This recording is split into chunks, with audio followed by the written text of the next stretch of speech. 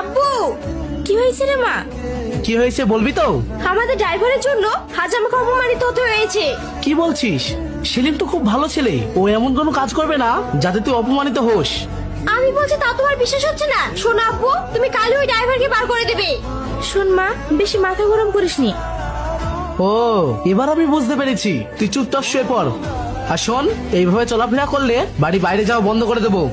চাই না, দেখ তো, এটা খুব সুন্দর তাই না? তোকে খুব সুন্দর বানাবে। আচ্ছা, এই নেকলেসটার দাম কত? 2,50,000 ম্যাম। দামটা একটু বেশি হয়ে গেল না? কোনো ডিসকাউন্ট নেই? হ্যাঁ অবশ্যই, আপনি আমাদের রেগুলার কাস্টমার, ডিসকাউন্ট তো দিতেই হবে।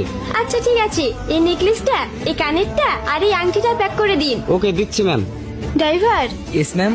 এই নাও, ওই সামনের দোকান থেকে এক প্যাকেট সিগারেট নিয়ে এসো। সরি ম্যাডাম, আমি পারবো না। আপনার জিনিস আপনি গিয়ে নিয়ে আসুন। মানে? আমি ড্রাইভার, আপনার বাড়ির চাকর নই। একজন ড্রাইভার হয়ে তোমার তো দেখছি খুব অ্যাটিটিউড। তো ডিসকাস্টিং। হেই চল, হর্ষ, তুই এখানেই দাঁড়িয়ে থাকবি, আমরা আসছি। Okay madam. হ্যালো জান, কোথায় আছো? আমি পার্কে আছি। ঠিক আছে, তুমি ওখানেই থাকো, আমি আসছি। তোমার সাথে ওই অসভ্য ড্রাইভারটা নেই তো? আরে না গো, আচ্ছা এসো। চল। স্যার, হ্যাঁ বসুন, বলুন আপনার জন্য কি করতে পারি? স্যার, আমাদের বাড়ির ড্রাইভার আমার কেনা কিছু জুয়েলারি চুরি করে নিয়ে পালিয়ে গেছে। ও আচ্ছা, আপনার যে জুয়েলারি